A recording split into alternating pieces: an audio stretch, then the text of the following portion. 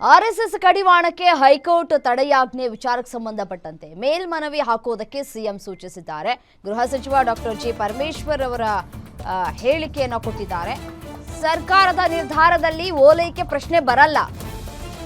ಹಿಂದೆ ಜಗದೀಶ್ ಶೆಟ್ಟರ್ ಸಿಎಂ ಆಗಿದ್ದಾಗ ಆದೇಶವನ್ನ ನೀಡಿದ್ರು. ಆಗ ಶೆಟ್ಟರ್ ಅವರು ಯಾರನ್ನ ಓಲೈಕೆ ಮಾಡಿದ್ರು ಅಂತ ಹೇಳಿ ಪ್ರಶ್ನೆ ಮಾಡ್ತಾ ಇದ್ದಾರೆ. ನಾವು ಆರ್ಎಸ್ಎಸ್ ಅಂತ ಎಲ್ಲೂ ಹೇಳಿಲ್ಲ. ಸಾರ್ವಜನಿಕರ ದೃಷ್ಟಿಯಿಂದ ನಿರ್ಧಾರವನ್ನ ತೆಗೆದುಕೊಂಡಿದ್ವಿ.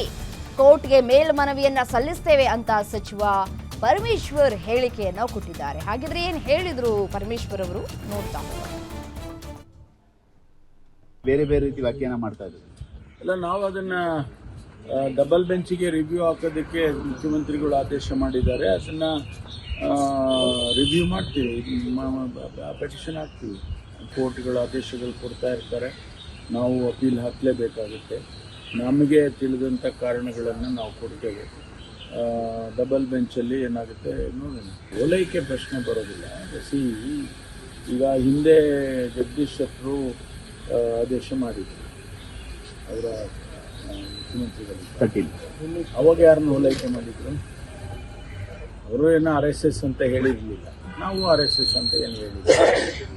ಸಾರ್ವಜನಿಕ ದೃಷ್ಟಿಯಿಂದ ಇದು ಈ ರೀತಿ ಆಗೋದು ಬೇಡ ಅಂತ ಹೇಳಿ ಒಂದು ತೀರ್ಮಾನಕ್ಕೆ ನಾವು, ಅವರು ಹಿಂದೆನೂ ಕೂಡ ಅವರು ಅದೇ ಕಾರಣ ಇತ್ತೋ ಏನೋ ಗೊತ್ತಿಲ್ಲ, ಅವ್ರಿಗೇನು ಕಾರಣ ಇತ್ತೋ, ನಾವು ಕೆಲವು ಕಾರಣಗಳಿಂದ ಆ ತೀರ್ಮಾನವನ್ನು ಸರ್ಕಾರ ಮಾಡ್ತೀವಿ.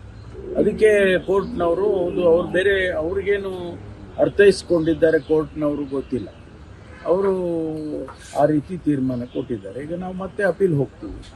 ಅಪೀಲ್ನಲ್ಲಿ ಮತ್ತೂ ಹೆಚ್ಚಿನ ಮಾಹಿತಿಗಳನ್ನು ಕೊಟ್ಟು ಸರ್ಕಾರದ ಉದ್ದೇಶವನ್ನು ಅವರಿಗೆ ತಿಳಿಸ್ತೇವೆ. ಏನು ಆದೇಶ ಬರುತ್ತೆ ನೋಡೋಣ.